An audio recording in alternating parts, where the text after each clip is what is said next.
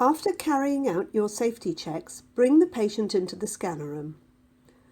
Help them to lie supine on the bed with their head in the head coil. Provide the patient with an emergency buzzer and make sure they know how to use it. Provide headphones to protect the patient's ears. And put the head coil in place.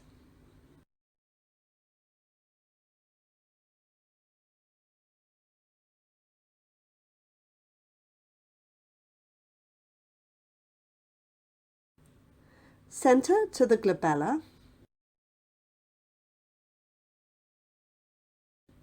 and move the patient carefully into the scanner. Make sure they're calm and comfortable before you leave the room. Once you're back in the control room, select the correct patient details in the browser, or you can type them in manually if necessary. It's very important to get the details right, including the correct patient weight, so that the SAR can be calculated accurately.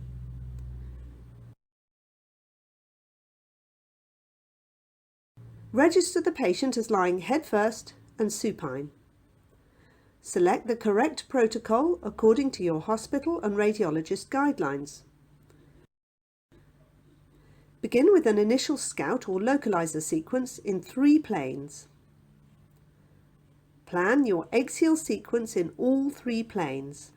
On the sagittal localizer, axial slices should pass parallel to a line joining the inferior border of the genu and the splenium of the corpus callosum.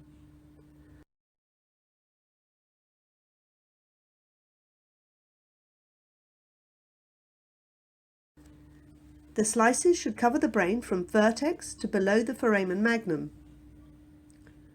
On the coronal localizer, the central slice should pass along a line from the superior sagittal sinus through the third ventricle and down the center of the brain stem.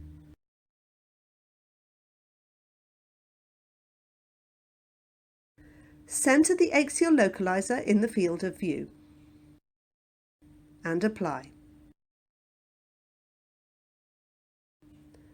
Now plan the next axial sequence.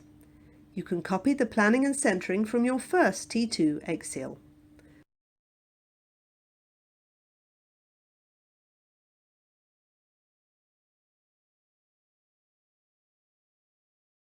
Make sure the coverage and centering are correct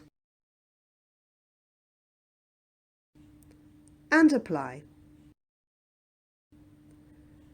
Repeat this process for the T1 and any subsequent axial sequences.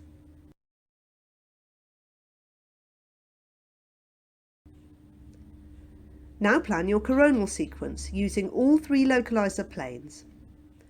On a sagittal localizer, the coronal slices should run perpendicular to the line from the genu to the splenium of the corpus callosum.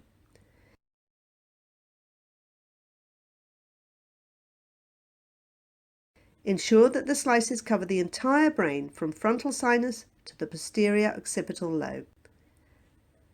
Center the image in the coronal field of view. Plan the sequence on the axial view. The slices should run perpendicular to the midline of the brain, with the center point lying over the midline.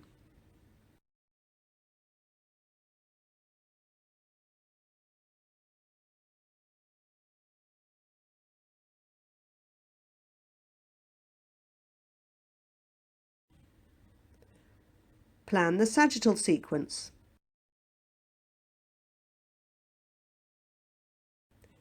Adjust the image in the sagittal field of view. On the coronal localizer, the central slice should run parallel to the midline of the brain. Make sure you cover the full width of the brain from side to side.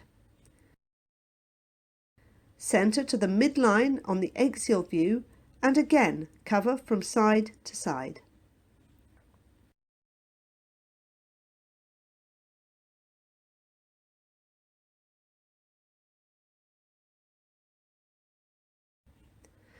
The diffusion axial slices are planned parallel to a line from the glabella to the foramen magnum. This reduces artifact at the border between the paranasal sinuses, which contain air, and the denser bones of the skull base. Be sure to cover the whole brain from vertex to foramen magnum. Centre to the midline in coronal and axial views.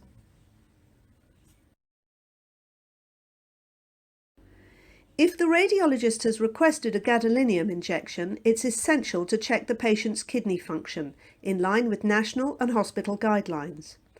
Only proceed if it's safe to do so. When planning the post-contrast sequences, axial planning can be copied from the pre-contrast T1 sequence.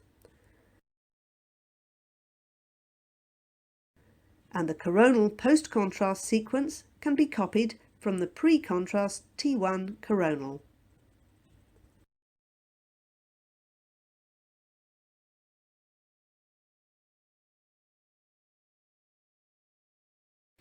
Once the pre-contrast sequences are complete, make sure the correct contrast name and volume are entered into the scan details, following radiologist or hospital protocols.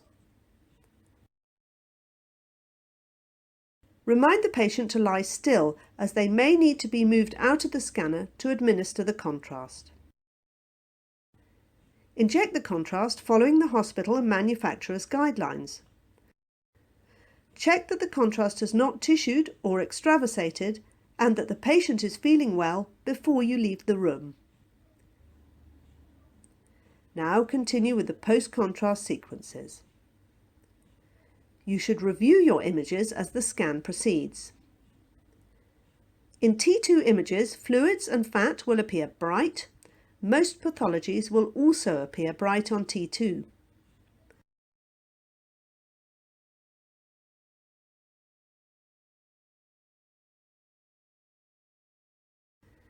Flare is a fluid attenuated inversion recovery sequence.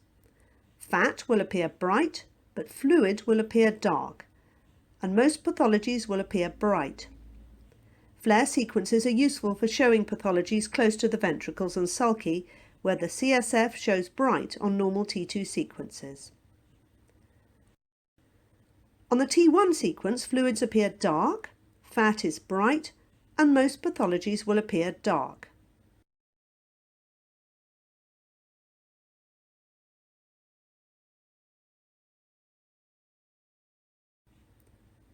This is a coronal T1 sequence.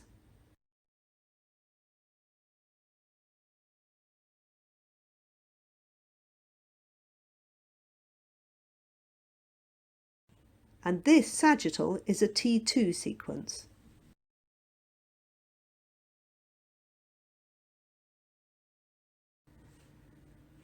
This B0 diffusion scan sequence looks quite similar to a T2 because the diffusion value is 0. This is a B500 diffusion sequence, and this is a B1000 sequence with a high diffusion factor. Here, areas of restricted diffusion, such as stroke, will appear bright. This is an ADC, or apparent diffusion coefficient map, where areas of restricted diffusion now appear dark. This is a T1 post-contrast axial sequence. In this case, you can see multiple enhancing lesions.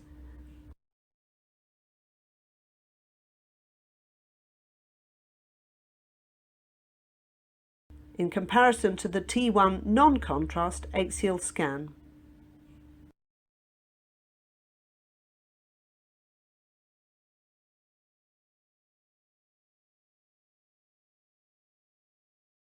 On the T1 coronal sequence, the lesions are again visualized as bright areas.